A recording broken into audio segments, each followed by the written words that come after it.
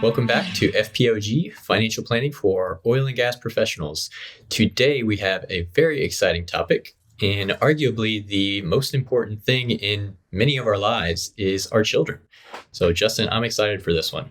Yes, I've been excited to do this one. It was really fun to prepare for it. And so we are essentially just going to cover how do we pass financial wisdom down to the next generation. So if you have kids or grandkids, how do you think about imparting financial wisdom to them?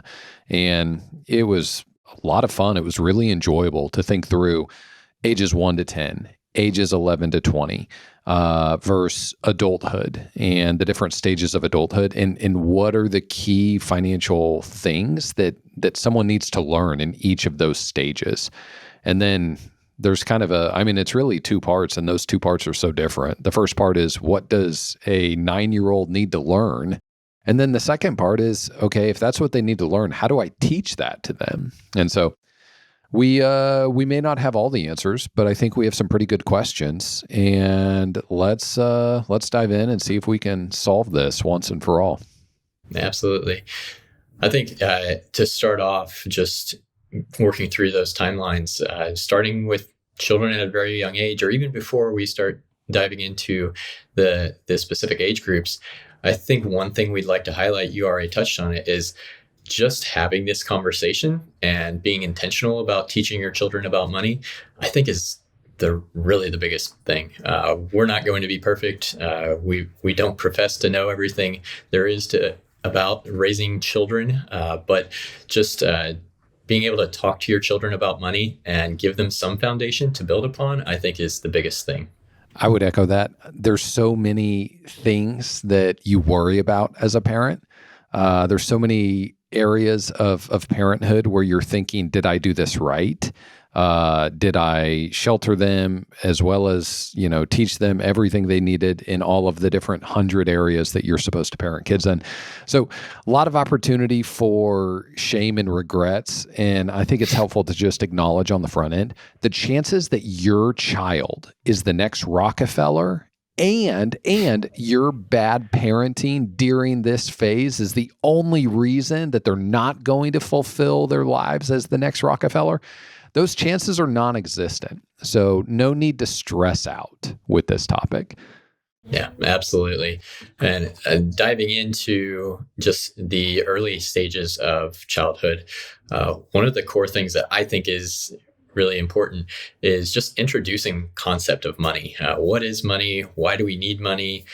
Just introducing the fact that we need money in order to buy things. And the way we earn money is by helping other people solve problems. Many times that's in the form of work. And so just laying some of those principles out ahead of time, I think is a really core place to start. Nothing too fancy to begin with. Absolutely. And, I think in this first stage, so ages 1 to 10, a lot of these things you've probably thought about and you're probably already doing with your kids, but paying money for chores, simple, practical step. We've found a lot of success with it. Another idea is introducing an element of delayed gratification. You can do this in a number of different ways. One idea is you can have $1 or you can have one cookie now, but if you wait 1 hour, we will give you 2 cookies or we will give you $2. Just introducing that element of, if you're willing to delay gratification, good things can happen. Well, that can be a really powerful idea for a 10-year-old, 8-year-old, 5-year-old, 3-year-old. And so I think those are just a couple simple things that can really start to get the wheels turning and get some momentum. Right. What else would you add, Nathan? I would say just building on that conversation around delayed gratification, I think it's a really nice but approachable parallel to the idea of compound interest, and one that we can maybe graduate to in the later years, but it's a much easier concept for a child to understand. Okay, I get 2 cookies now because I waited an hour. So that's a great example. I love that. Absolutely. And, I do think that it's been fun to see my kids interact with this together. So my oldest son, JD, he's kind of your classic oldest kid. He's a really good kid. He's super honest, and he's a hard worker, and he's a saver. So he's constantly trying to do chores. He's trying to make more money. And our second child, my daughter Blair, is just the total opposite. This is not on her radar at all. And she's wired that way. And they're both different. They have their gifts and they're both incredible. But it has been helpful to kind of play this out as a family. And, Blair is able to see, oh man, JD's got a lot more money than I do. And if we go to Disney World and I want to buy something, JD's got a little bit more options than I do. So that's been fun to see that play out and see some self-discovery there. Yeah, it's great to see just the difference in children. You don't know how they're going to turn out, how their little personalities will turn out, but it's fascinating how they develop. I think one of the hard parts there as a dad, though, is I constantly want to bail Blair out. So of course, I do not want to see JD get something that Blair cannot get, and stuff. So it's funny to kind of really play that out as a parent. This is kind of an off the wall idea, but something that I have loved doing. I think I've only started doing this in the past year. And a little bit of background, my kids are 9, 7, and 5. So, I've maybe been doing this for 6 or 12 months, but I have been sharing some of the bigger financial decisions and in financial decisions, I mean, both in the business and Brownlee Wealth Management and personal financial decisions with my children. So a couple quick examples of that. We've been thinking through, what do we want our office space to look like? And I never pictured having this conversation with my kids.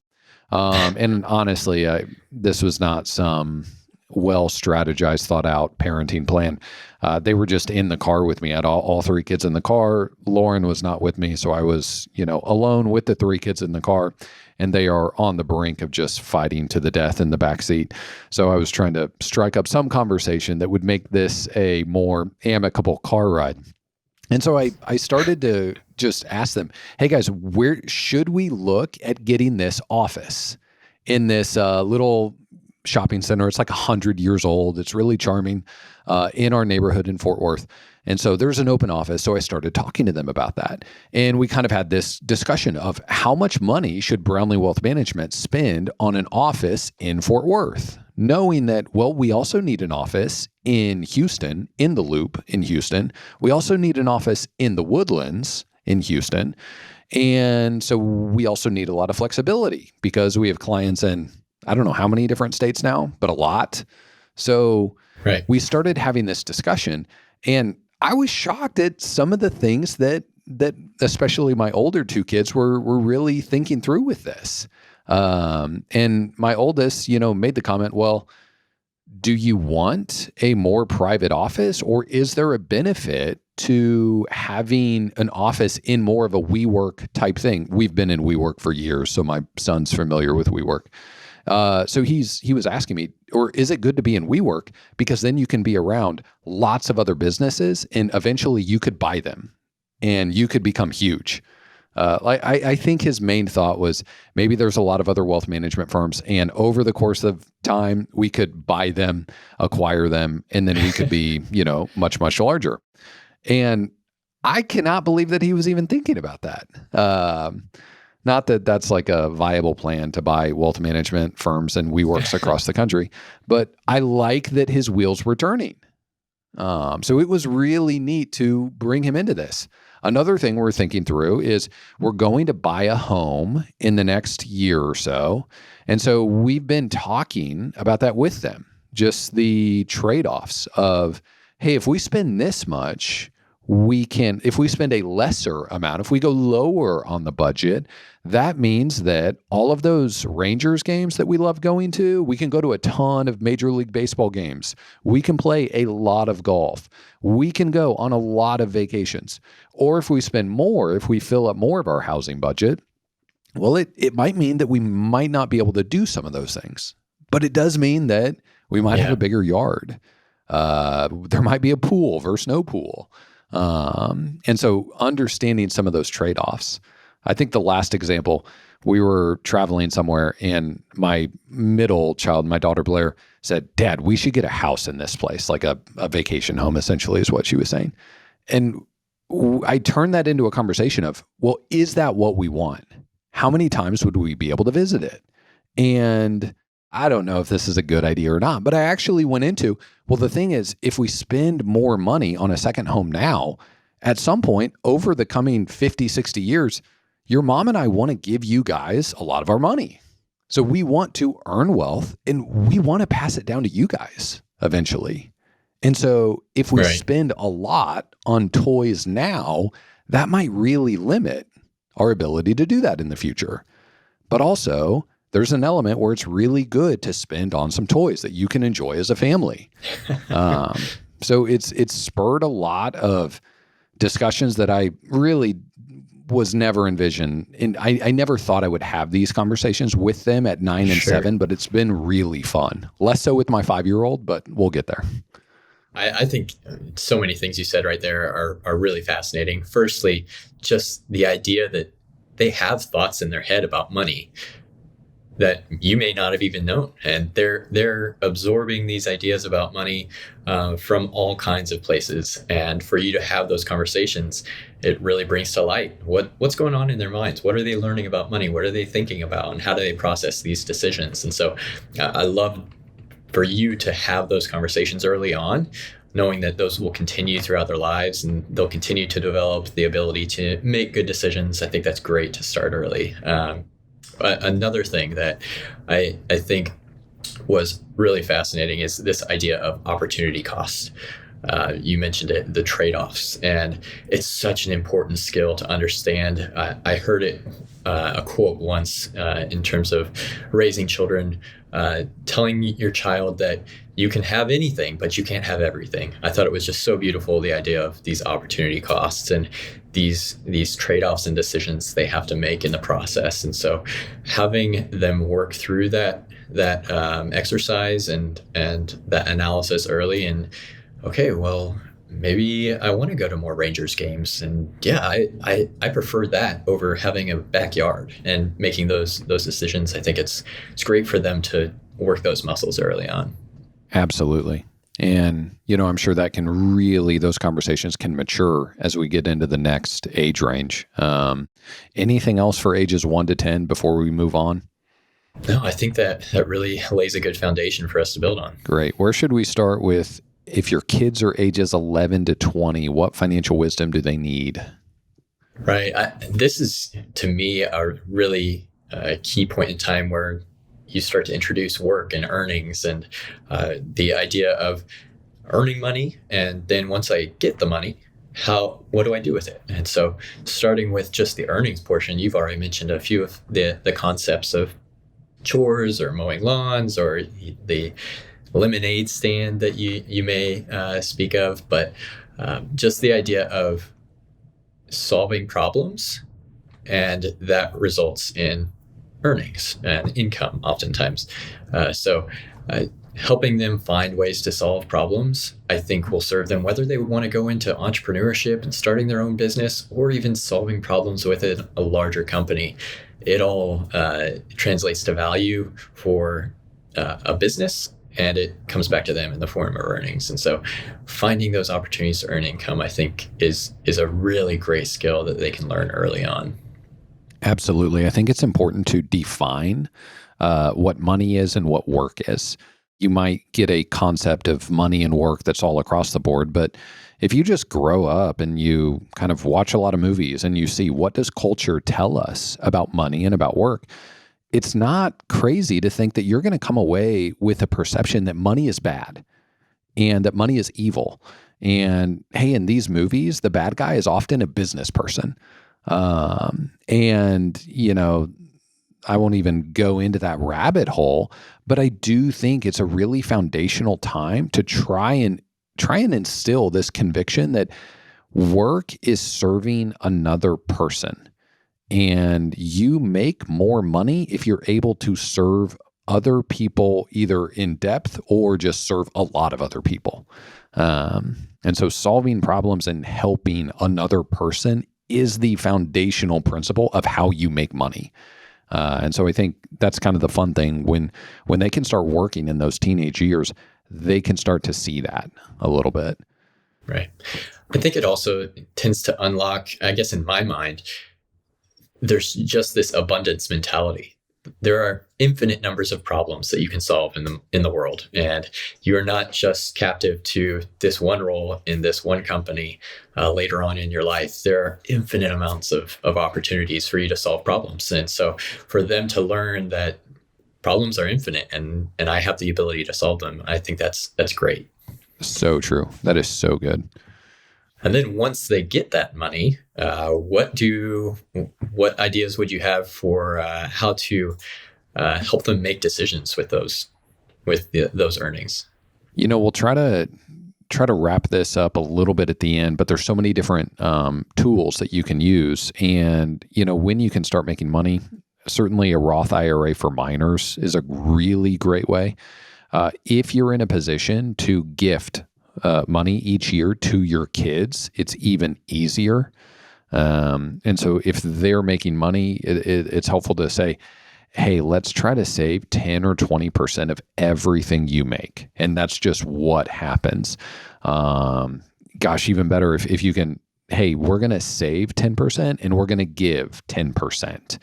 And then, hey, this 80% of everything else that you get, go spend it. And, I think that's kind of a fun idea. And, you and Jared did a great podcast on this. And I was having a conversation with Blaine Killian, who was on the podcast a few months ago. But the topic we were talking about was, it's really important to be able to spend joyfully. There shouldn't be this stigma where it's always evil to spend money. A big part of a enjoyable, happy life is being able to joyfully spend the fruits of your labor. So I think that's an important idea to kind of pass along as well. I love that. In researching for ideas for the podcast, a lot of people come up with the spend jar, the save jar, and sometimes the giving jar if they want to give it to somebody else charitably. I think the concepts of giving each dollar a purpose is one that serves you much later in life. And so starting that with just simple jars or piggy banks or whatever, whether it's in an account or not, I think it's great to identify that it's worthwhile to spend joyfully. I love that concept. That's right. I'm pretty excited about this next one. So this is something that Jared talked about. Gosh, this was probably 2 years ago. We did a couple of podcasts on generational wealth, and Jared mentioned that if you have kids that are going to college and you're going to pay for their college, it's a really helpful exercise to have your son or daughter going to college make a little bit of a business plan, if you will, and present it to you. And so make a case, even if it's a 5 or 10 minute presentation on this is what I'm doing, this is where I'm going to school, and this is why you should invest in it. It doesn't need to be extravagant. This doesn't need to be a Shark Tank TV episode at home. But even forcing them to ask these questions is a really valuable exercise. So you start to get the wheels turning. You have a 17-year-old. Is it a good idea for our family to give me $100,000 or $200,000, $300,000 if it's a private school to go to college? Is this a good financial idea for my family to spend $100,000 to send me to Texas Tech or Arkansas or Kansas State or wherever you're going? Is the reward? And then some follow-up questions. If they have to make a little bit of a business plan and pitch it to you as parents as to why they should go to college and you should pay for some of it or all of it, is the reward the same? Is the return on investment the same across these 3 different schools that I'm considering? Is the majors, is the path that I'm going to pursue in college, if I'm thinking about 5 different, things that I might study, are the potential returns on those 5 different things, are they the same? What paths during and after college, so kind of go beyond that, but what would I have to do during college and what would I have to do after college for us to look back on this and say, this was such a good investment? I'm so glad that our family did this. And then I also like asking the negative question. What paths during or after college could be really detrimental and turn this into a really bad investment? Beginning to ask those questions is such a helpful exercise. And doing something as simple as, hey, we're a family and we have this income, we have this money, we're thinking about taking a huge amount of money and paying for your college. How about you come up with a little bit of a business plan and tell us why that would be a good or bad idea? I think it's helpful to just get the wheels turning. Yeah, I love that. There's so many things I would unpack there, but I think one of the main ones is just the concept of ownership. Up to this point, I think the majority of the exposure to money is probably that of observation, observing, discussing how my parents make money and how they choose to spend their money, but now they have to own it, right? And the stakes become a little bit higher as the dollar amounts get a little bit larger. And so giving them ownership and really forcing them to think through some of the risks and rewards, like you said, the trade-offs, that's crucial. I think, again, laying the foundation for some really crucial principles that they can use later in life for any business decision or money decision. And so back to the concept around trade-offs, that finds its way in there again. One of the things that I think is so valuable in that process that you just described is just this idea of persuasion and sales and convincing other people that you have a good idea. And I think a lot of times that people can feel like that's a slimy process, but it's so prevalent in our everyday lives. In everything we do, we're trying to convince people that we have a good idea and that they should listen to us. And so I love the idea of working in some of the sales pitch into that. Absolutely. Yeah. What a critical skill to begin to kind of work that muscle. That's an important part of growing up and training children. I think there was maybe one more point I wanted to make sure we brought up in the teenage years. And, I think the big one was so in ages 1 to 10, I mentioned that I kind of stumbled into those financial and business conversations with my 9 and 7-year-old. If you're not doing that in ages 1 to 10, and it's fine if you're not, again, I was not strategic in doing this. It was more of an accidental thing because I just wanted my kids to not fight in the back of the car. If you haven't done that, begin to bring them into some of those conversations. I think it'd be really valuable if you have a 16-year-old to explain that, hey, there's 15% of my compensation that I never see because it's going into a 401k. And here's why I'm doing that. But also, I think it'd be really cool to tell your 16-year-old, here's the opportunity cost. We could go to Hawaii and go out to eat 2 more times a week if I wasn't foregoing 15% of my paycheck every single paycheck. But I'm putting that in a long-term investment account. Here's why I'm doing that. Bring them into those decisions. We have a 15-year fixed mortgage on our house. Here's why we did that. Or we have a 30-year fixed mortgage on our house. Here's why we did that.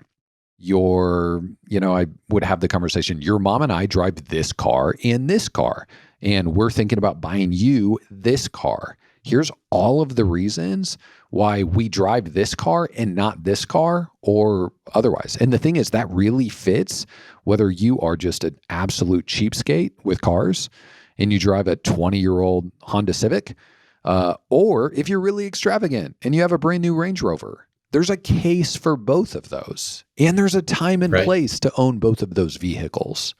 And I think it's nothing but helpful to bring your children in to, this is the decision we made and this is why we made it. I think it'd be really valuable if more 12-year-olds, 14-year-olds, 18-year-olds had a little bit of exposure into, my parents made an intentional choice there. Why did they do that? Why did they not choose the other options? Anything you'd add to that, Nathan?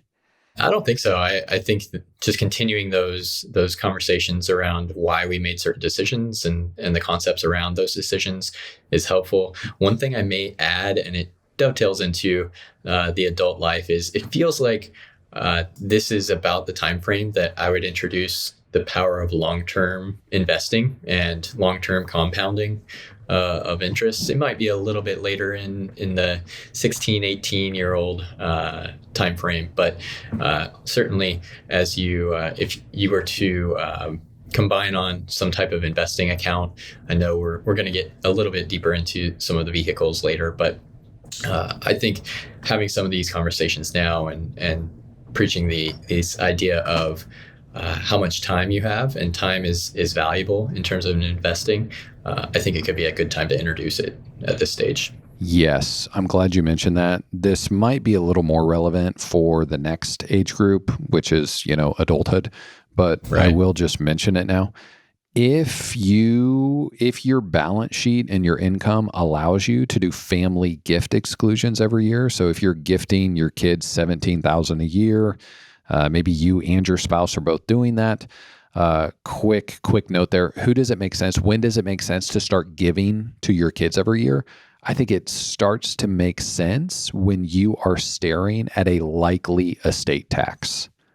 And so a lot of people would hear that and think, well, I don't have $24 million, so I'm not going to, think about that any longer. But two things will happen. The laws around estate taxes are probably going to change at some point. So right now, if you're married, you can 24 million is the number. You've got to have more than 24 million to even be exposed to an estate tax today. But the first thing is that's probably going to lower. So what if you wake up in 5 years and it's 8 million or 12 million, and that's the estate exemption, and it's half of that if you're single? Well, there's a second factor, and that is your money will continue to compound. So if you're 45 and your net worth is, I'm just going to pick a round number, let's say it's $4 million. Well, yeah, you do not have an estate tax problem today, and you're really not even close. But you're probably going to have an estate tax problem at some point, because if you have 4 million today, and let's say it grows at 8%, well, in 18 years, what are you looking at? You're looking at $16 million. And the estate tax exemption is probably going to be less than that in another 5-10 years or so. So if you have a significant income that is far above and beyond your monthly needs as a family, and you're likely staring at an estate tax within the next 10 or 20 years, and the cash flow allows it, like I said, it makes sense to start to entertain gifting to family members because it's helpful to remove some of your assets from your estate. But you don't just want to give your 14-year-old son or daughter $17,000 a year or $34,000 a year if you're married. They're probably not going to know what to do with that. But if it's done as part of your estate plan, and quick example here is, we have a revocable living trust. So if something happens to my wife and I, our kids do not have access to the assets until they are 35 years old. So we dictated that age, and essentially the trustee will have authority and is kind of the channel that the kids have to go through to access any of that money. But when they're 35, they get free reign over that money. So if you set up some of your accounts, and it could make sense to have a family limited partnership, but also we just don't have time to go into the different estate planning vehicles and which one you should use. So however you do it, I just want to point out that those can be really valuable tools because you can set an age restriction where, hey, even if you pass away, your child is not going to have free access to this money. They can't just go and spend it. So what happens there is it does two things. One, you have a joint project now with your child. You have a joint investment that you're doing together. You're shoulder to shoulder in this investment together. But the second thing it does, and I really like this, thinking about being able to set an age at which your kids can have access to assets within the estate plan. It forces, let's say you have a 14-year-old, it forces them to understand that, hey, I kind of have this money, but I don't have full access to it for 2 decades. And so it forces them, the second point, to have a long time frame and to really buy in that a great investment is something that takes place over multiple decades. It takes place over many, many years. So again, you think about some of the ways that investing is portrayed in media in Hollywood, and it's usually, oh, this really smart, sophisticated person has access to investments that other people don't have access to, and because they're so smart and sophisticated, they're going to make a lot of money in a short period of time. When the reality is that great investing is often just owning great companies for a really long period of time.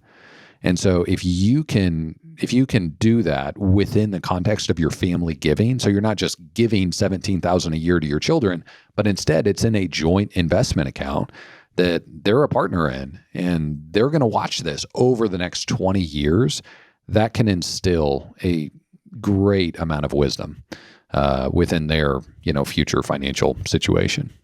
So true. Just the power of time is pretty amazing. So that actually is a pretty nice transition into the adult years and what concepts and principles we can instill in those years. And so one of the ones that we had discussed is just setting really sound expectations. And I think oftentimes when people leave college, they're trying to get their financial lives started, and they're early on in their years, and they are looking around, and they see their parents that have accumulated a large amount of wealth, hopefully, and it can be easy to get impatient, even looking around at their peers and maybe some of the financial choices they are making.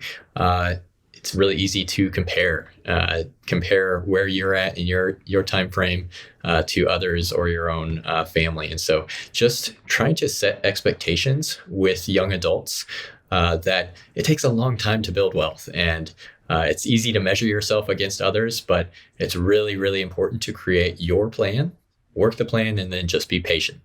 Yeah, I love that. Kind of some expectation management. And I think this is going to be really important. Children who are heading into college, or let's say you're graduating college today, if you're 22 today, you have a wildly different financial experience than even Nathan and I did. I guess I graduated, 12, 13 years ago? 13, 14 years ago. So at that time, you could buy a great home in most American cities for $150,000. The average price of a car was like $17,000. So the financial world that a 22-year-old is entering today is, it's a good 5 times more expensive than it was in 2009. And so acknowledging that and having a little bit of expectation management. It's also difficult because, you remember as a kid, you remember more about being, 12, 14, 16, 18 than you do when you're 4 years old. And for most people, your parents have a lot more money when you're 16 years old than they did when you were 4. In my situation, there was a house that my parents lived in that I never even lived in. Their first starter home, I was born after they had upgraded from that. And then they upgraded again when I was, 14 or so. And so I have this picture of, okay, this is what success looks like. This is where I need to get to. And the reality is that, hey, there was a good 15 years and multiple homes that were far below where my parents' home was when I graduated. And so it takes a long time to build up to those things. Yeah, so true. What else would you say? I know just general conversations around transparency around finances. What things should parents be speaking to their children about, Justin? Dave Ramsey is really adamant that you should tell your children your estate plan. So Dave Ramsey would say that you need to tell your children, here's what you're going to get from me. Here's your stake. Here's your inheritance. Here's what it looks like. There can be some nuance with that. So if we're working with a family that has hundreds of millions of dollars, Well, maybe there's not going to be, a full sharing of everything that goes along with that. I do think that makes total sense for basically anyone with less than 10 million. I emphatically think it's really helpful to share your estate plan with your children. And Dave Ramsey would go so far as to say that if you have a child who is not at a place where they could receive that money, whether it's, they're just not mature enough yet, or whether something is going on in life, he would say, be honest and tell them that. And, we're not going to give psychological family communication advice in this podcast at this time. Maybe we can later, but I do think as a broad general idea, Dave Ramsey is right. It's really helpful to have open communication. And, frankly, why it's so helpful is the biggest hairy messes with estate planning are, in my opinion, they're not because some lawyer did something wrong with your trust. That's not really usually the issue. A much bigger issue that causes more problems with estate planning is someone passes away and they've got 7 different accounts at 5 different financial institutions, and the children don't necessarily know where everything's at and how much is in all of those things. And so then it becomes a full-time job to just track everything down and figure out where are things located? How do I get them? All of these 5 different financial institutions are going to have different protocols and a different process, different requirements to get this.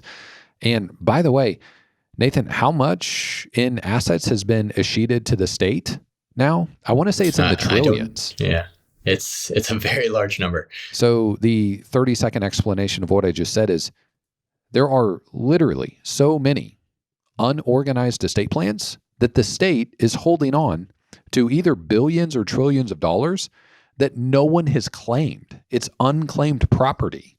And that happens because you have a really disorganized estate plan and your family doesn't know where everything is. So I think that's the first thing. In the adult years, you should be communicating the estate plan and at least painting the picture of here's where stuff's at. If something happens, here's the game plan. Here's who to contact. What else do we need to cover? I think one of the other topics that we just wanted to talk about is just this idea of future planning for the individual child. I think all of the concepts that we've already spoken about are just on a bigger scale. They're just bigger numbers. And so the idea that your income is your greatest asset over a number of decades. It is far greater than any investment return you can earn in your portfolio.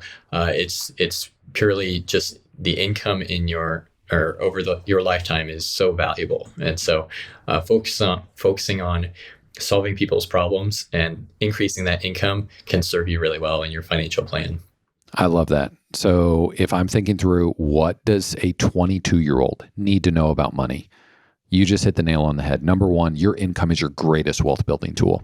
If you are 25, 30, even if you're 40 years old and you've saved $3 million, your greatest asset is not the $3 million in an investment account. It's the present value of your next 25 years worth of high earnings.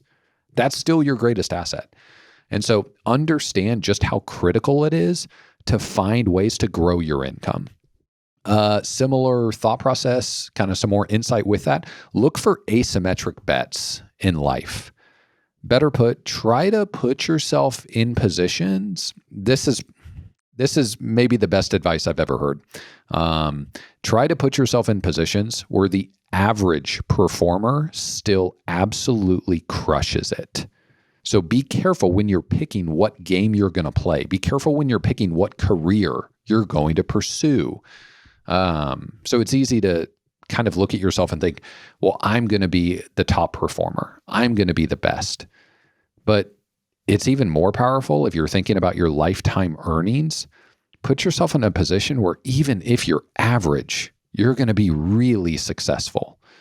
And so, the highest performing person who has a low-level job in a giant corporation is pretty capped at what they're going to make. But a lawyer is not nearly as capped. A business owner is not nearly as capped in what they can make. So try to figure out, what path am I going to pursue? And even if I end up average, am I still going to make a lot of money? I think that's a question that you should be thinking through as a young person. If I have a 22-year-old, I want them to know that. I want them to be thinking through that. Another helpful framing: try to engage in activities that increase your luck circumference. And so that idea of, how do you get lucky? Well, a lot of getting lucky is just making decisions that put you in the path of that potentially happening. For example, there's a lot better chance of something great happening to you if you go out to a social event with other successful people than if you stay in and play video games one night. Your luck circumference is just so much greater in that first option. Far greater chance of something great happening in your career if you own a small business with serious potential to grow, compared to working in a giant corporation in a part of that corporation where earnings are severely capped. So really be intentional about those decisions that will influence your income now and your income in the future. Let's see. I want to kind of repeat with that what I said a few minutes ago, and that is, I want to acknowledge that if you are 22 today, I think it's so much more difficult than when we entered the real world. I mean, I think it is wildly more difficult. We were having a conversation earlier this week that if you were in a situation where your household income was $250,000 and you didn't really have any assets yet, there's not a house in Houston in a good school district within 25 minutes of our office in the Galleria that you could afford to buy a home in. There's just not. Think about how absurd that is. There's not a neighborhood in Dallas that's a good school district where you can buy a home with that income. So I want to acknowledge it is a completely different world to enter the workforce today than it was in 2009 or in 1991 or enter any year that you want to enter. So you've got to really be intentional. I just shared a bunch of bad news. The good news, though, it is far more possible to make a ton of money today than it was 40 years ago and 20 years ago. So the bad news is you really need to make a lot of money. The good news, there's a lot of opportunity to do just that. I also think, be intentional. What does your ideal future scenario, non-financial, look like? What do you want life to look like? So the principle of the path. Are you moving in a direction that likely ends up with where you want to be? Are your daily decisions likely ending up there? And yeah, I think try to build a long-term time frame. Try to think in decades when it comes to wealth building. Nathan, I just kind of rambled on a bunch of different topics. Anything that sticks out or anything that we should add before we part ways? No, I think the last thought that you mentioned there, just being intentional about your plan, is a really important one. I think we spoke about it a little bit earlier around this often takes a long time, and just making sure that you are going in the correct direction, whether that means you're on the fast track or you're going to get there eventually. Just know that you are on your path, and that as long as you stay focused, that good things are going to happen. I love that. We will have some show notes that will link to some of the things we mentioned here. And I think that covers it for today. So if you have any ideas for future podcasts or have any thoughts, questions, send us a message. We look forward to hearing from you. And we'll call it a wrap with that.